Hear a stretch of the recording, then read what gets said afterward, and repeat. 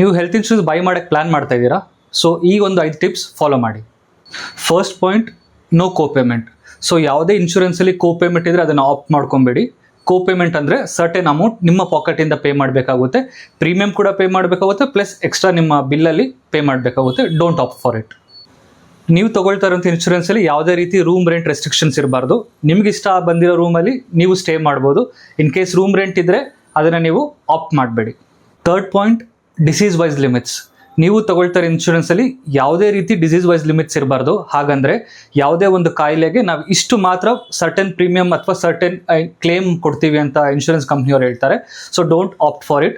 Insurance ಮಾಡ್ತಾ ಇರೋದು ನಿಮ್ಮ ಒಂದು ಸೇಫ್ಟಿಗೋಸ್ಕರ.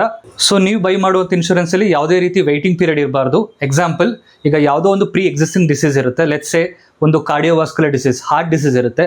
ಅದನ್ನು ನೀವು ಡಿಸ್ಕ್ಲೋಸ್ ಮಾಡಿದಾಗ ಸರ್ಟೆನ್ ಇನ್ಶೂರೆನ್ಸ್ ಕಂಪ್ನೀಸಲ್ಲಿ ಏನು ಮಾಡ್ತಾರೆ, 3 to 4 ಇಯರ್ಸ್ವರೆಗೂ ವೆಯ್ಟಿಂಗ್ ಪೀರಿಯಡ್ ಇರ್ತಾರೆ. So whenever they say ಈ ಥರ ವೆಯ್ಟಿಂಗ್ ಪೀರಿಯಡ್ ಇದೆ ಅಂದಾಗ don't opt for it. Fifth point, pre and post hospitalisation. ಹಾಗಂದರೆ ನೀವು ಒಂದು ಹಾಸ್ಪಿಟಲೈಸ್ ಆಗಿದ್ದ ಮುಂಚೆ ಏನು ಟ್ರೀಟ್ಮೆಂಟ್ ತೊಗೊಂಡಿರ್ತೀರಾ ವಿತಿನ್ ದ ಸ್ಟೆಪ್ಯುಲೇಟೆಡ್ ಪೀರಿಯಡ್, ಮತ್ತು ಹಾಸ್ಪಿಟಲಿಂದ ಡಿಸ್ಚಾರ್ಜ್ ಆದಮೇಲೆ ನೆಕ್ಸ್ಟ್ 30 to 60 ಡೇಸ್ ಏನು ಟ್ರೀಟ್ಮೆಂಟ್ ತೊಗೊಳ್ತಿರೋ ಇದು ಎಲ್ಲ ಚಾರ್ಜಸ್ ಕವರ್ ಆಗುವಂಥ ಇನ್ಶೂರೆನ್ಸ್ ಬೈ ಮಾಡಿ.